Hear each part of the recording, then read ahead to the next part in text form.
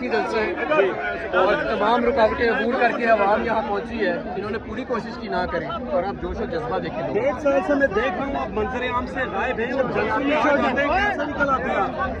साहब हमें कंदरात की आदत पड़ गई है और क्या ज़्यादा से ज़्यादा मुझे पकड़ के जेल में डाल देंगे। तो मेरी जान से ज़्यादा कीमती इमरान खान की जान है, अगर डाल भी दे मुझे उसकी खातिर तो मैं हमाद अजहर बड़ा जवान देखता था, बालों में सफ़ेदी आ गई है। 1.5 साल कितने मसाइब का सामना किया आपने? बहुत मसाइल थे लेकिन अल्लाह ने इस्तकामत दी। अल्लाह ताला का बड़ा शुक्र है। मैं फिर से शुक्र अदा करता हूँ अल्लाह ताला का।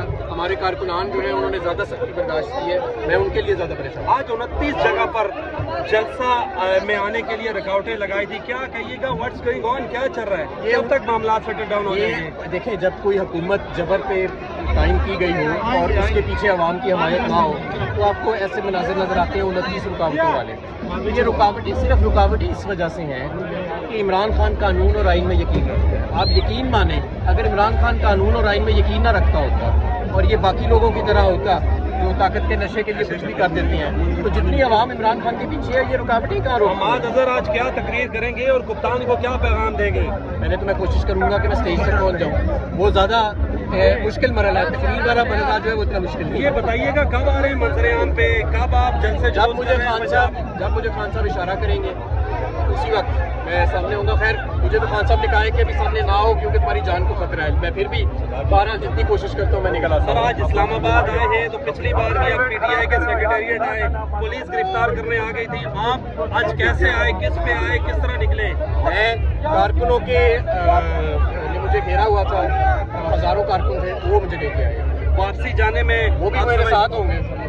तो सर, पंजाब के ओहदे से क्यों आपने इस्तीफा दिया? क्या वजह?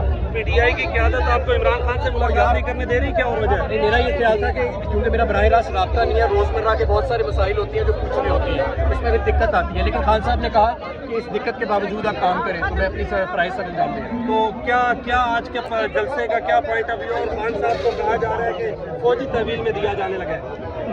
क्या फौजी तहवील में देंगे? पहले तो जाली केस इन्होंने बनाए थे, वो हवा में उड़ गए हैं। ये क्या फौजी केस बनाएंगे खान साहब के ऊपर?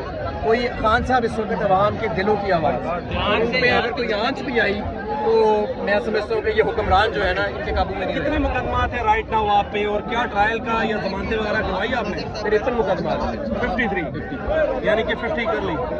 अब 50 से ऊपर है, 53 हो गया। एज इतनी नहीं है लेकिन मुकदमात ज्यादा हो गए। से ज़्यादा, और एक वक्त में मैं 15-20 मुकामात करूँ तो गैबी ताकत भी है मेरे तो पास। आजकल कहाँ गुजर बसर है आपका? पंजाब के अंदर ही हूँ। मुराद सही तो नहीं आ रहा है जलसे में? मेरे इल्म में नहीं है, मेरे इल्म में नहीं, मेरा उनसे रब्ता नहीं है। तो ये बताइएगा कि इतने मसाइब सहने के बाद भी आप खान साहब के साथ डट के खड़े जी? सारी उम्र डट के खड़ा रहूँगा मैं इंशाअल्लाह, खून के आखिरी कतरे तक डटा रहूँगा। Thank you.